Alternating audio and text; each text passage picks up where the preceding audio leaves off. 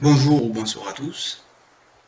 Petite vidéo de révision seconde première S sur les ensembles de nombres. Je vous ai mis une petite bande son sympathique en fond parce que c'est les vacances quand même. Comme ça, vous pourrez faire des mathématiques les pieds dans l'eau. On va faire ça à l'ancienne. Une feuille, un stylo, vous, moi, et c'est parti. Ce qu'il faut bien comprendre ici, c'est que vous allez avoir l'année prochaine des symboles mathématiques que vous allez souvent utiliser, comme celui-là, n, c'est un n avec une double barre, celui-là, q, avec pareil une double barre, celui-là, z, avec une double barre, celui-là, R avec une double barre, et celui-là. Alors celui-là, vous le verrez moins, parce que les plus importants, ce sont les 4 premiers.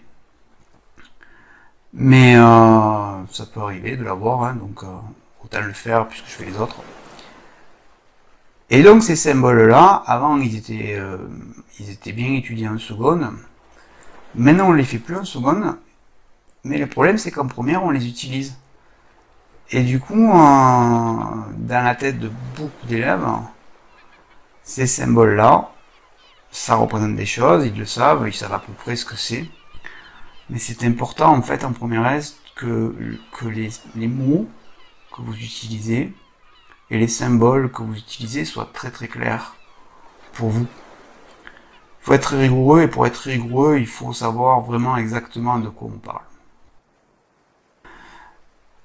Donc ce sont des ensembles de nombres, d'où le titre de la vidéo. Et on va un petit peu en discuter ici. C'est un cours, vraiment un cours de vocabulaire en fait. Plus qu'un cours de maths, dans le sens où il n'y a pas de calcul, il n'y a pas d'exercice.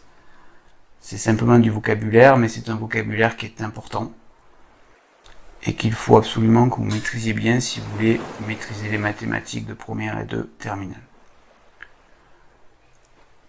Alors, du coup, on est obligé de faire un peu un historique des ensembles de nombres, comment ça a été construit. On va pas rentrer dans les détails, on va faire une petite parabole, même si dans l'ensemble, on va pas non plus raconter des bêtises. Alors, au début, au niveau des nombres, on avait un arbre, on avait 2 chèvres, 3 pierres. Donc ces nombres-là, en fait, sont naturels parce qu'ils désignent vraiment des choses qu'on avait, ou voilà, 1, 2, 3, d'ailleurs 1 en romain, hein, c'est 1, c'est la barre 1, un doigt, une personne, une chose. Ce sont des choses qui sont naturelles en fait. Ce sont des choses qui existent, et c'est des objets qu'on possède, ou qu'on décrit.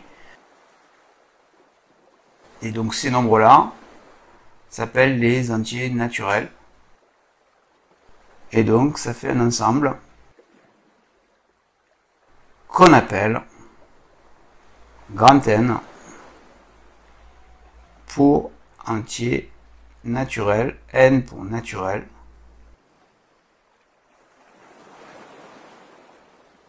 Alors pourquoi on met cette double barre? Pour être différencié de grand N, hein, qui lui en fait va représenter souvent un nombre, plutôt un nombre, voire la majuscule est souvent associée à un point. Et donc, nombre ou point, en général la majuscule d'ailleurs c'est pour un point, et donc pour un nombre ce sera plutôt petit n. Et donc pour différencier en tout cas de son utilisation usuelle, on met une petite double barre pour bien dire qu'attention ici, c'est l'ensemble des antinaturels. Après, il y a eu le 0, donc qui a été inventé un peu plus tard, et qui fait aussi partie des antinaturels. Il est un peu à part, en fait, le 0, puisque, effectivement, lui, il désigne quelque chose qui n'existe pas, finalement. On fait un petit pas vers l'abstraction, en fait, qui est si importante en mathématiques. Un arbre, deux arbres, trois arbres, zéro arbre, il n'y a pas d'arbre, bah, désigné par quelque chose qui n'existe pas, on est déjà dans l'abstraction. Voilà. Donc là, c'est votre premier ensemble, c'est l'ensemble N, c'est l'ensemble des antinaturels. Donc c'est pas la peine de noter, à la fin de la séance, là, je ferai passer une petite feuille où il y a écrit tout ce que je suis en train de raconter. Là, ce qui est important, c'est d'écouter et de voir un petit peu comment ça fonctionne, de prendre un peu connaissance avec ce truc-là. Alors, une fois qu'on avait cet ensemble, on a commencé à faire des opérations avec les nombres. On a fait 3 plus 2, 3 plus 2, ah bah ça fait 5, tout va bien, 5 il est bien dedans. 3 moins 2, bah tout va bien, ça fait 1 il est bien dedans. Mais on s'est rendu compte qu'on avait des problèmes. Si par exemple je faisais 2 moins 3, c'est-à-dire que je prends deux nombres là-dedans et que je les soustrais, ah ben là, le résultat, il n'y est pas là. Donc si je dispose que de ces nombres-là, je ne peux pas faire ce calcul-là. Donc du coup, on a construit un autre ensemble, on a rajouté des nombres. 2 moins 3, vous savez que ça fait moins 1 parce que vous êtes fort. Et on a rajouté donc cet ensemble-là, qui comprend le premier, on l'a agrandi. En fait, à chaque fois, on a grandi l'ensemble. Là, on a un ensemble de départ qui était n, et cet ensemble va grandir, grandir, grandir.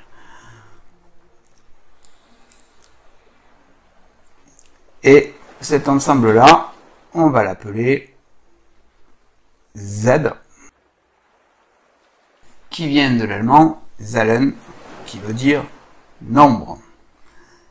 Et il comprend les nombres entiers, naturels, mais il comprend aussi les négatifs. Donc moins 1, moins 2, etc. On a appelé ça les entiers relatifs, parce que, relatif, parce que c'est le signe en fait, hein, le nombre il est entier, mais il peut avoir un plus ou un moins, et le relatif désigne ça en fait que le nombre ou il est négatif ou il est positif, c'est-à-dire que le 2 il devient plus 2. Hein. Donc là, effectivement, on avait 2 qui était, mais c'est aussi égal à plus 2, donc on voit bien que 2 il est dans n, mais il est aussi dans z. Donc à chaque fois vous allez avoir tout nombre dans le premier ensemble peut s'écrire sous la forme du deuxième ensemble. Donc là, simplement, le 2 devient plus 2. À partir de là, on a eu également un autre problème, c'est qu'il y avait des équations qu'on ne pouvait pas résoudre non plus encore là. Du genre 3x égale 2 par exemple. 3x égale 2, bon, vous savez que ça fait x, il fait 2 tiers. Mais 2 tiers, il n'est pas dans ces nombres-là. Et donc, du coup, parce que justement, il y a eu cette multiplication, il a fallu imaginer la division. Et donc, on a dû construire un autre ensemble. Un ensemble où les nombres sont écrits sous cette forme-là. Et cet ensemble, on va l'appeler Q. Alors quand je dis on va l'appeler, c'est qu'au fur et à mesure des publications, les notations, il y a des notations qui ont été plus adaptées, plus utilisées que d'autres, et donc l'ensemble a pris ce nom-là. Alors la Q, pourquoi? Ça vient de l'italien quotiente, qui veut dire quotient parce que c'est une division. 2 tiers, c'est une division. Et ce sont quoi ces nombres-là? Donc ce sont tous les nombres qu'on peut écrire sous la forme P sur Q, avec P qui appartient à Z, et Q qui appartient à Z aussi. Sauf que Q, il doit être différent de 0. Et donc là, on a une petite astuce, parce que souvent, en fait, ça nous arrange, parce que 0, il est un peu embêtant, parce que justement, on peut diviser par 0. Donc souvent, ça nous arrange de prendre l'ensemble, sauf 0. Et à ce moment-là, on a un petit symbole pour dire l'ensemble, sauf 0. C'est on met une petite étoile. Et on dit Z étoile, on la met au-dessus, comme ça. Et Z étoile, c'est quoi? C'est qu'il peut être... c'est n'importe quel nombre de Z, sauf 0. Voilà. Pareil, si je prends N étoile, bah, N étoile, en fait, il n'y a plus 0, il n'y a plus que 1, 2, 3, 4, 5, 6, etc. Donc, ce sont des nombres qui s'écrivent sous la forme P sur Q, avec Q différent de 0. Ces nombres-là, cet ensemble-là s'appelle l'ensemble des rationnels. Et donc là, ici, vous avez ce qu'on appelle un nombre rationnel. C'est un mot important.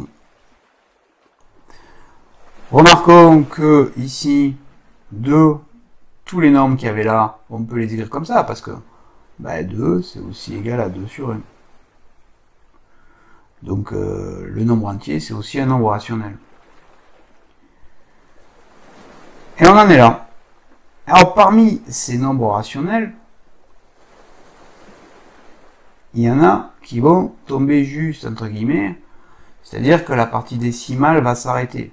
Alors c'est pas le cas de 2 tiers, hein, parce que 2 tiers ça fait 0, 6, 6, 6, etc. et ça finit jamais.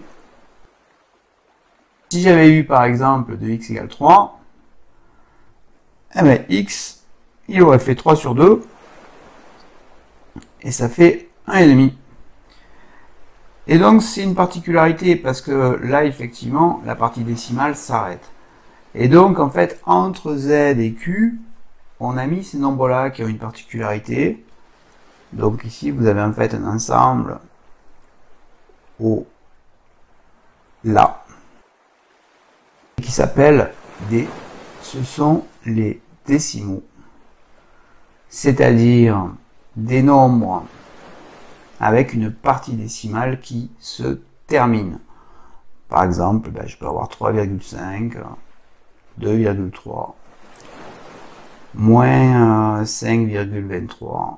Peu importe le nombre décimal, du moment que ça s'arrête, c'est bon. Notons que ces nombres-là peuvent s'écrire avec une partie décimale finie, hein, parce que, il est où mon petit 2? Il a 2 sur 1, c'est aussi égal à 2,0. Hein. Donc l'entier est également un décimal. Je peux l'écrire sous la forme décimale. On voit bien que tous les nombres de départ sont à chaque fois dans l'ensemble suivant. Une autre petite remarque sur ces nombres rationnels, que quand la division ne tombe pas juste, toujours pareil entre guillemets, en fait la partie décimale se répète. Donc ici, là c'est le 6 qui se répète tout le temps, mais vous pouvez très bien avoir 0, 1, 2, 3, 1, 2, 3, 1, 2, 3, vous avez une partie décimale qui va se répéter systématiquement. Et donc tous ces nombres rationnels ont une partie décimale qui se répète. D'ailleurs, la réciproque est également vraie. C'est-à-dire que ce nombre-là que j'ai écrit au hasard, effectivement, on pourra trouver une fraction pour qui sera égale à ce nombre-là. Attention, là ça continue.